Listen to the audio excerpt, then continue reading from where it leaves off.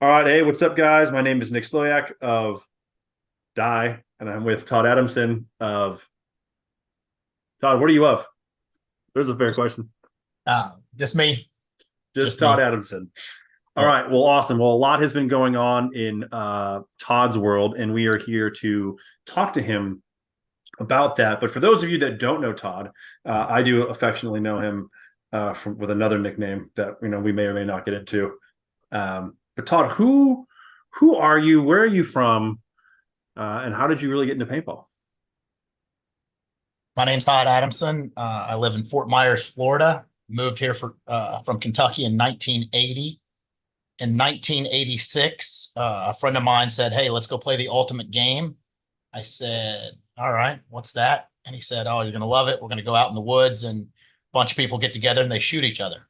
And I said, "Ah, all right, I dig it. I like that. I like that. Let's go. Well, let's go check it out." So it was, I think, end of October or September 1986 that I played my first paintball game in Fort Myers, Florida. And I was from hooked. and you were hooked from and from that was that like just woods ball? Like what was it like playing in Florida? I know you've had the privilege of kind of playing all over the world. So was that like a typical Florida field? Yeah, exactly. So, to our standards today, it basically was a guy that pulled off on the side of the road and had ribboned off some really big, straight Florida woods, palmettos, and pine trees kind of stuff, super thick, super close combat chaos, and built up some forts and villages and stuff like that, and just ran games. And that was it, huh? And then it had you. That had me. Do you remember the first gun you used? Yeah, so we got there sort of early because this guy um, had the newest state of the art guns out that were available to continuously shoot. So what that meant was he had maybe 15 KP rifles, Sheridan KP rifles that had constant air. So it was a long 12 or 14-ounce bottle that was very small and long with a huge thermal valve on the front of the tank where you would turn it on and off. And they had modified little hoppers, maybe like oil cans or different little weird things because the typical gun was a CO2 cartridge, Nell Spot 007, and that you had to use tubes and feed.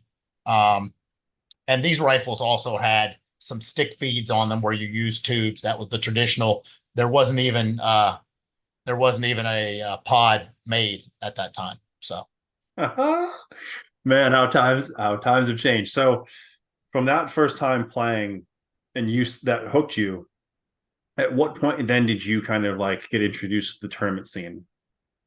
Or was that so something actually, that was kind of like immediate?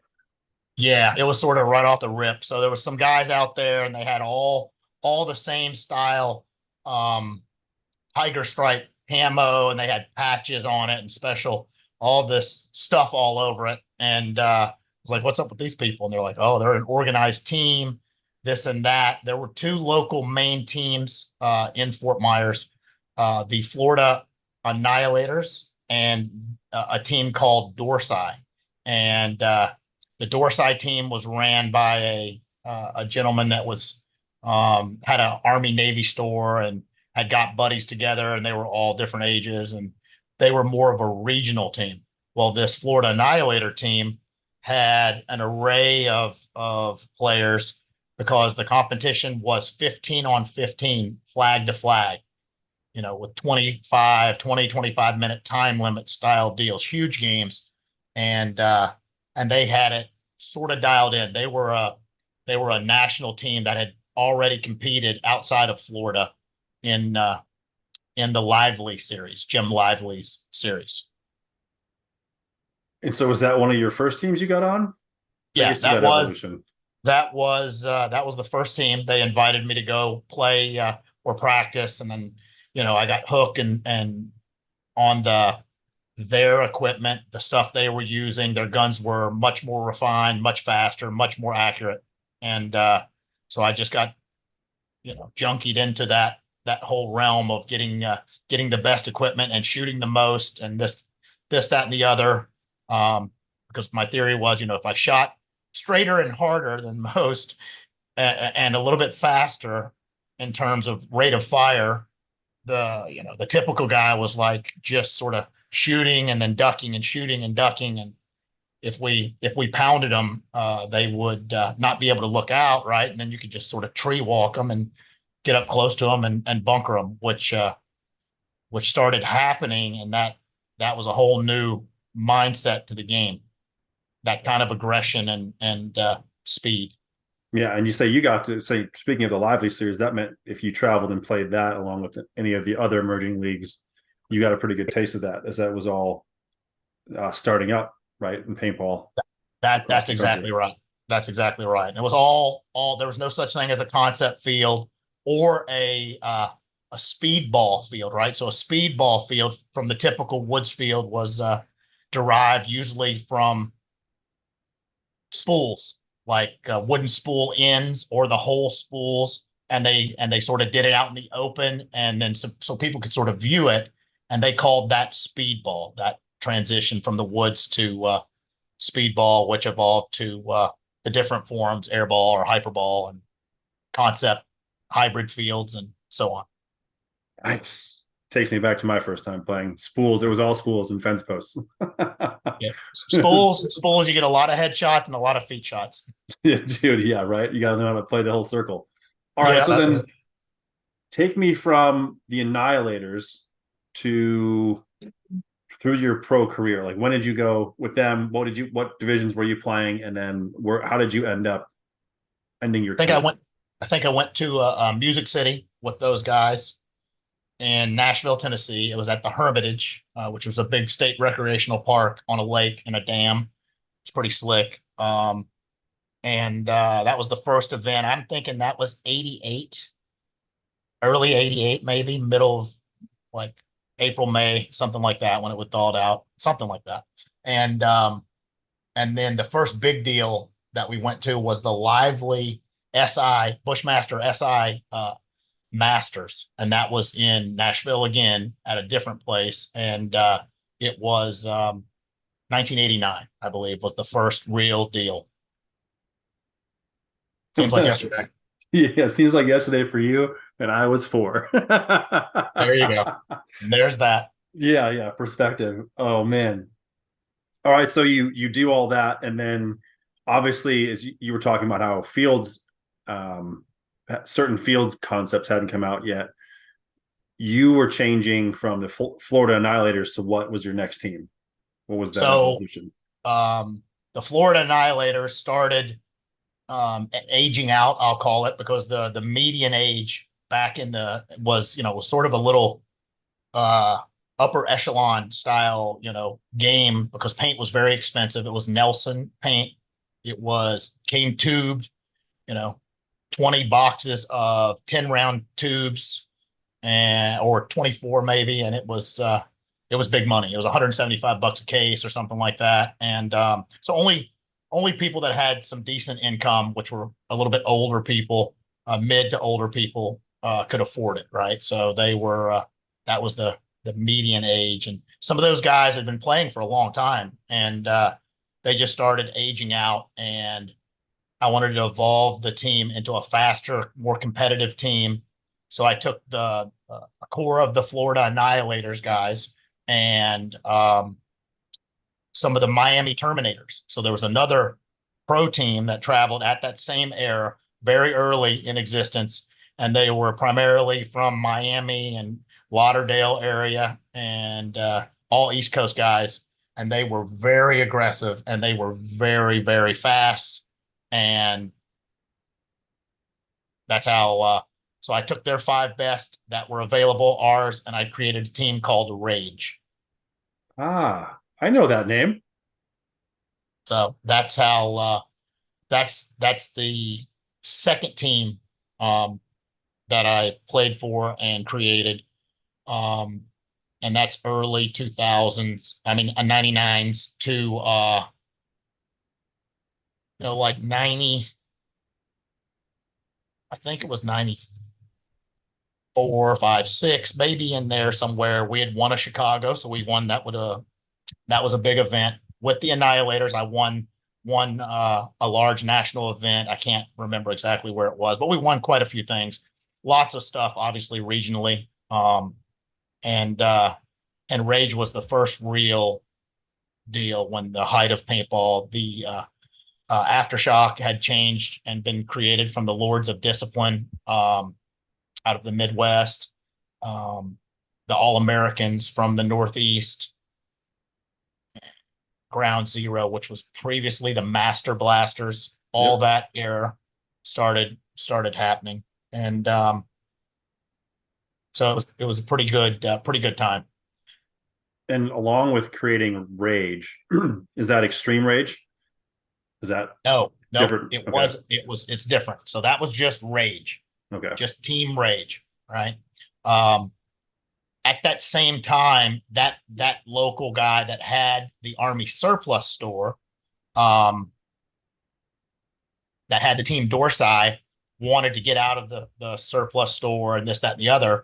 And I love the industry so much that I purchased the retail location and converted it to a alternative sporting goods store, Okay. almost on the likes of what Rennick Miller did with Bad Boys Toys, right? So he had an alternative sporting goods store. No, paintball wasn't popular enough to do justify a retail location with enough sales, this, that, and the other locally, that you needed to sort of spin it and entrap other like-minded activities, like skateboarding was hot, Hmm. maybe snowboarding, alternative sporting goods. So we had a big wakeboard line here in Fort Myers. We did wakeboarding, skateboarding, obviously no snowboarding. Yeah. Um, but that kind of cool, trendy, surfy style, hip stuff. Okay. And that's where the extreme part came from. Is the store name? Correct. So our Okay. first store was called Extreme Rage.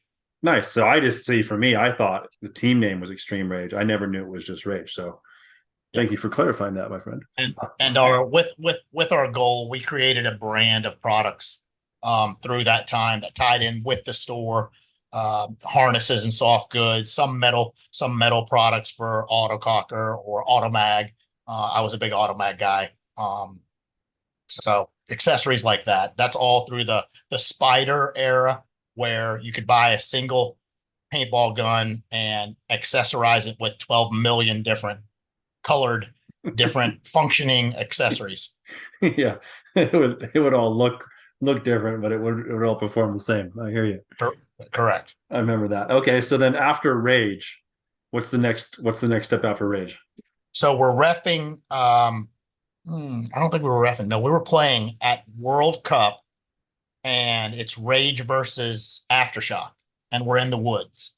And um, their story's a little bit different, but as I remembered it, I was putting it on some of them, and I got into a close battle with Rennick Miller, the owner and the captain, and I'm shooting at him, and I'm like, oh, I hit him because I can see green, right? So Marbleizer was prevalent back in that time. Green was a big color that they liked, and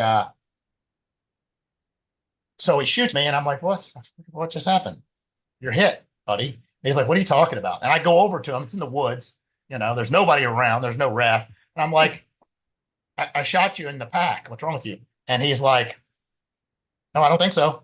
And on his harness, right? So Unique Harness was a big brand back at that time as well, and that sponsored Aftershock. And they had big loops that held in the tubes closed. And Rennick had taken from his booth tubes with big giant green stickers that were on the top that were for sale, right? So their labels at their store were big giant green, exactly the same color as the paint, like something like that, right? Of Something. course. And I'm like, I shot you in your harness. I seen it like a mile away. What's wrong with you? And he's like, that's a sticker, buddy. That's what he says as he runs off and goes and gets our flag. I'm like, so that's the story of our interaction with Aftershock. And that was obviously at the end of the year, because World Cup's at the end of the year. Yeah. And they reached out to me. Rennick reached out and said, hey, we'd like to have you play for us, this next season. And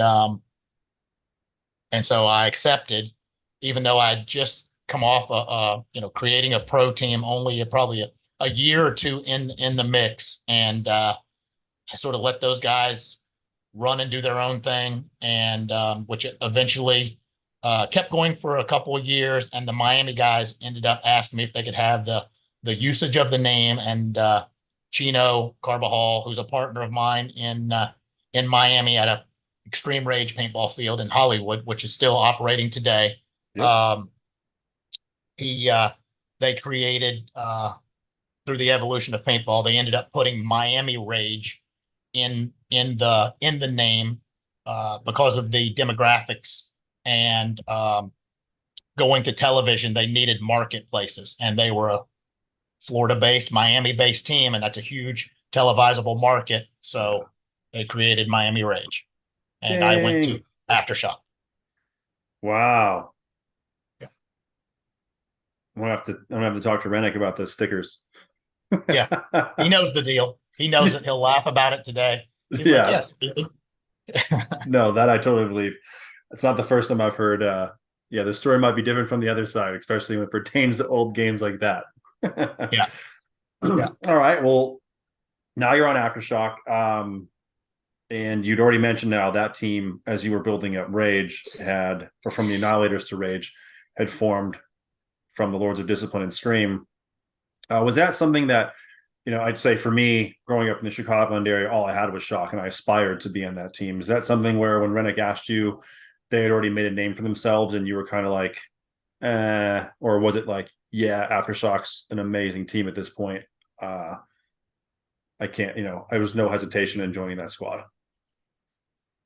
There really wasn't. There really wasn't. They had just had players from, they were sort of trendsetters as well, pulling Vu Hong, Danny Love from California, taking Billy Saransky to the team, obviously having the Midwest, the big lumberjack guys, Rennick himself, and local talent of the likes of Mikey Bruno, things like that. So it was a melting pot of chaos. That's a good word. It's a very good word. Chaos. So what was your tenure then like on that team? Because would you say that's the team you probably you had the longest term with? Yeah. And say for me, I only ever knew you as being an Aftershock player. I never knew you as a Rage player. That was like, I think probably when that transition happened right as I was getting into tournaments. So what was that like joining that squad and playing with those goofballs? It was incredible. I can't exactly remember, but we won right away. Right away. Within that season, we won something huge, maybe multiple things, and continued to win. I had some great World Cups. I had two fantastic World Cups, and that were back to back, I believe. And then, as our the legacy, of the wins, it was a big deal. It was a big deal, and I was with them for a very, very long time until Rennick sort of stepped back on it a little bit, put in some different management, and Billy and I decided to go to the Ironman. Yeah, I think it was you, Billy, Ryan Williams. Yeah, the dirty turd. the three of you guys, and you had success there, right? And right away, right away, Yeah. right off the rip in the NPPL 7-man stuff. Yeah. And you guys won. Didn't you win that as the men? Yeah, that's right. Yeah. So you not only had success with the Ironman in the NXL as a franchise team, coming off of Shock and 10-man, and then obviously that iteration into the NXL when 10-man, let's say, took a little hibernation, a little hiatus. Then you guys all got together and played as the men. I remember reading about that in a magazine, being like, "Can you believe it? Wearing plain Jane dye gear, you guys go out there and win the 7-man. That's epic." And so then to wrap things up on the Ironman, do you recall what year it was? Then you finally like, kind of hung it up. So I'm thinking it was '08. I Okay. don't really know. I can't really remember. Okay. Darn. I don't remember either. I'll have to try and look it up because I think I remember trying. I don't think I ever played against you. I think that was one of my goals when No, yeah. You and Billy had. I always wanted to play with you guys on Shock, and then right when I was getting on the team, you guys left, and then I don't think I ever got to participate against you guys on the Ironman. Yeah. Whatever. It all works out. Um. All right. Well, let's get into the now and what's been going on. So since your retirement from playing professionally, you still did you take a pretty big break from paintball, or were you kind of active behind the scenes doing stuff? I think it was about no. I quit cold turkey because if I didn't quit cold turkey, it's Oh not yeah. quitting. Yeah, Yeah. it was not going to work, right? So I had to I'm thinking it was '08 because of the the housing crash and a bunch of weird stuff and our family businesses and things like that. I had sold off the fields and stores, um, and the brand as well, and then yeah, we were out of it 100% until I'm thinking it was 2012 or early 13. Actually, Spesh Robinson reached out uh, and said, "Hey, do you want to play 10 man?" And I said, "Yeah, I would love to play 10 man." He said, "All right, we're going to play 10 man at World Cup." And I'm like, "All right, all right, I'll do it." You know what I mean? And and the world exploded, especially from my dearest best friends from Aftershock had a stroke because the All Americans were the arch rival, you know, devils of the paintball entity. Adam Yep. and Billy were the most sought after. The wins and hatred ran deep between the Iron Men, Aftershock, and the All Americans, Yeah. as So those were the top tier teams of that early on era. yeah. No, I'd say one of the first things I learned when I joined the team for Medic is I don't care anyone that wears a Philly jersey, you hate those guys. Oh yeah, oh yeah. Yeah. That that was a good time. All right. So you're back, you're playing 10 man. Where do you move on from there then and like I guess kind of say get the bug again to go farther down Uh, that paintball rabbit hole? well, I played with those guys and we won. And I played and I was back. So I was like, that was when the UWL was going on, right? So they had it at the World Cup at the same time, and it was 5 man. And we threw together a team, and it was Paxson, Oliver, me, Billy, maybe Bruno. I think Bruno was in there.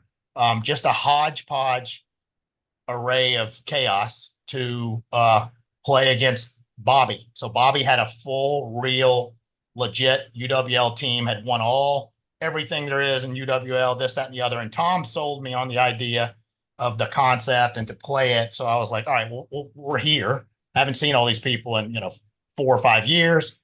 Yeah, I'm going to make the best of it. I'll play that. We'll do that. So so we played them and beat them and won the World Cup in that format. And Bobby didn't play anymore. And Bobby is a dearest friend, and I love him.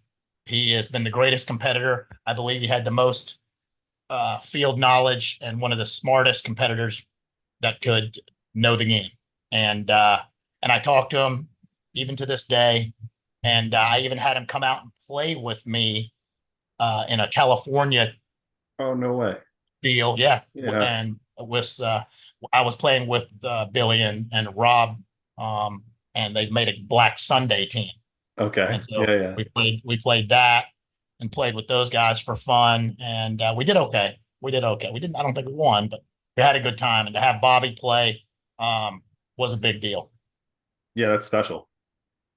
That's awesome. Because not only can you be like, hey, remember when we played you and we beat you and you quit? Yeah, Yeah, you guys have some of the best jabs. I've heard that. Oh man. yeah, All yeah. It's right. good. So you get sold on the UWL thing. You're back playing some 10 mans. Um, your lovely wife has some history in paintball. And I think if my, it's just for me kind of taking a guess, a shot out there. Is that the Femmes? Is that something that you kind of got more into then after that, or was there Yeah, anything else? what happened was obviously back in the day, my wife, as we were dating and got married, um, she said she obviously saw, during that early time period, a lot of those Florida Annihilators, all these different teams of that early on would travel and do paintball every weekend because they were just so addicted and so hooked that a lot of those guys got divorces and a lot of stuff, because they're gone and there's Here, a lot of time away. And that back then, that was unheard of, right? You can't be gone. You can't, what do you mean? You're not a family guy, this, that, and the other. So the typical of today, anybody can be anywhere all the time. And right. back then it was sort of frowned upon. So marriage lives were difficult to have a regular job, a family, and a crazy hobby that takes you all over the planet. So Tami started playing paintball, and then Frank Watson had a team called the Family, where his wife and his son Ryan and Keely, his daughter Keely Watson, played paintball as fun as a traveling 10-man team. So they wanted Tami to play with her, and she did, and she was immediately hooked and accepted and got it. And she's very competitive, like me, Yeah. and she's done well. So she created an all female women's team called the Femme Fatale back in the day, and it competed in the NPPLs and 10-man stuff for quite a long time. And then once we took that break, we passed it on to some other people on the team to use it or run it as they wanted, and they really never did. And it just sort of turned idle Yep. until today. They with the last year and a half uh, resurgence of the WNXL Right. and the pro all female teams that they started with, and Tami was asked to be one of the starting franchises of that deal, which was a huge honor, and we've competed in it ever since. That's awesome. I'd say it's crazy to think about that. Like you bring in your significant other with you, and she gets it hooked, and then gets invited to play with another team who is essentially a family. I remember hearing that and thinking the family. What a like a kind of a weird name, but like there's definitely stranger names in paint. There are a lot of stranger names in paintball, but to find out they're an actual family, and then to make the Femmes, I actually got to play against them in Chicago. And Excessive was reffing, and they shot me on the break going to 50. And Davey Williamson said, "Yeah, I know you got shot by a girl. You're out," because I tried to hide it. I was like, "Yeah, can't play against girls. Yeah, they they win." yeah. Okay, so you're doing stuff with the Femmes. Um, how else are you now? As we look at the last say 2 years, how else are you now involved in paintball to like bring us from like the last 2 years to where you're at today, and essentially acquiring a pro team? So 2023, the Femmes competed, and we fell short on the goals, and we had discussed at the end of 2023. I'm 51, my wife's 24, so we Doesn't had live a day over. discussed. Nope, nope. So we had discussed possibly just idling back. Our son is 21; he's a pilot, and our daughter is a second year at USF, a dance major. So we're empty nesters, and we said maybe we'll do something different and sort of idle the team again and pass it on to the guys that that are currently helping run it. And after World Cup, she looked at me and said, "I don't. I think one more because we didn't get the outcome we wanted."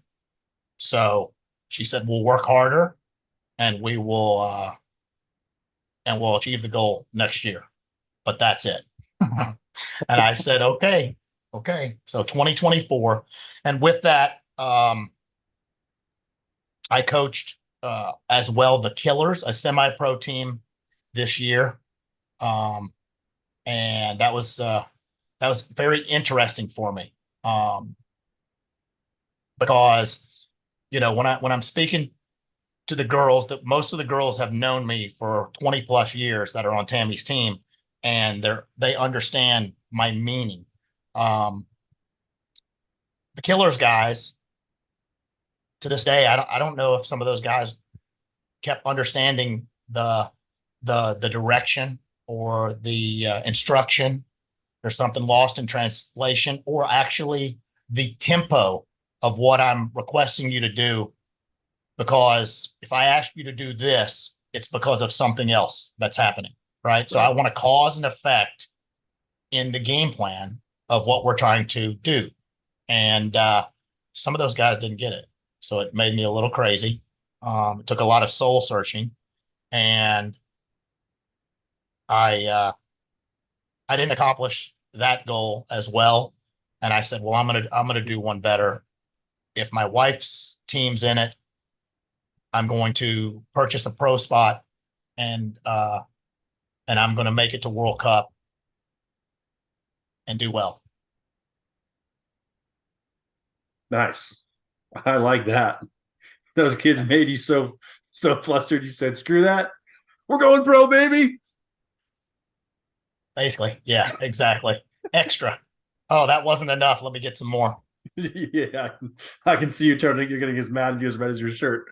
Oh Yeah, man, it's the, happened. It's that's the happened a best. lot. Okay, well, so now you have a pro team. Do you want to touch on how that kind of came about with in talking, I that do. road, or I what do you do. want to hear I it? do. So I put the feelers out there that I was interested in the pro team, and I asked at World Cup. I talked to some of the current team owners, and they looked at me and said, "Well, why would you do that?" And I said, "I just never mind." I talked to Tami, and Tommy's like, "Well, why would you do that? That's a lose lose." I'm like, "Oh, Jeez, never dude. mind." Yeah. So I got a couple calls from some of the teams that had been interested in not not doing it anymore in the pro league, and I met with one or two of the entities, and we sort of had an understanding, and then some feelings came back in that because of the work and the time that they'd put into it, that they just weren't ready to do it. So I said, no problem. It's no big deal. I ended up picking up a Euro pro spot during that exact time. And with that, that's three events: Lisbon, France, and England. And with that, you come in the top four of those guys, you get to World Cup anyway on Sunday. So I said, well, maybe I'll just do this. This is the path of least resistance to achieve my goal anyway, without having to go to 5 US events. And so I consummated that and started that ball rolling. And lo and behold, at the very last, Dave Pando reached out to me and said, that he would be interesting in releasing his spot for many different reasons, and I told him that I would do it. Dang, that's wild to me. That's so crazy because it's just the mindset of hearing what Tami had said about the team, right? And then you get that same thing back from some of these owners you talk to. I think the idea of doing what you said you wanted to go to World Cup and you wanted to do well. So going the route of Europe, right? Like those four teams that came over, and even if you do really well, you like the Tauntauns did, you get a bye, so you're essentially in on Sunday. So you're accomplishing your goal one way or another, and then Pando calls and voila, you've got a pro spot. Yes. And what's the name of said pro team? So after acquiring Level, I am rebranding the team to Chicago Aftershock, because that is uh, nearest and dearest to my soul. And we're going to reinvigorate that um, legacy. is what we're going to do. We're going to work as hard as we possibly can to do good for that name. I like everything about that, being a alumni myself of Chicago Aftershock. Anything you want to say about Rennick Miller and his involvement with the team, or shout out there? Yeah. Rennick owns the team name, and I own the team, and we are basically partners in this deal. Rennick has built that with blood, sweat, and tears. Um, the Chicago history with Aftershock in the Midwest. Badlands is our home field, and we're going to. It might take us a second or two. We might have a crawl before we run, but we're gonna run really quick. So All right. I like that. Okay, so we got the team name. We've got your involvement with Rennick. Who's sponsoring the team, and then where's the team based out of? So the team is based out of Badlands. The sponsors aren't determined yet. Okay. Die Precision is our main sponsor, along with Hormesis, G1. Who else? Paint. The number one paint in the world, GI. If you don't use GI paintballs, you will not win an event. That's not a bullshit statement, because I've been with those guys and they're my best friends, but that's a fact. If you want to win, you have to use the best tools in the trade to win. And so that's why we choose die, and that's why we choose GI paintballs. Amen to that. I definitely know what you're saying there. Okay, so we'll have more sponsors to be announced. You can stay tuned for more information from Todd and the team. Do you want to get into any other details on the team as to who's coaching or what members we have on the team, or is that something that we should all stay tuned for further announcements? Yeah. The coaching. Oh my, sorry. So the coaching is we're going to have a sort of an extensive management team in this entire organization. So now that we have a pro team, US pro team, a European pro team, we also have a D3 and D4 Shock Kids team that is currently comprised of younger kids that have been playing over the last couple years in the MLP and XL. So we're excited about that. It's not necessarily organic for us to to pull from those guys, but that's, we're here to support those guys. That's the future of paintball, is these up and coming minor affiliated pro team kids teams. Right. I started when I was 13. You know what I mean? I'm 51 now, so all those guys lead to expansion of the industry and the game itself. No, you're absolutely right. The youth is the future, and except for Dynasty, because they're the devils. They have done some kind of ritual where they've drank some kind of blood. Some voodoo. That they can all some voodoo. Something's happened where they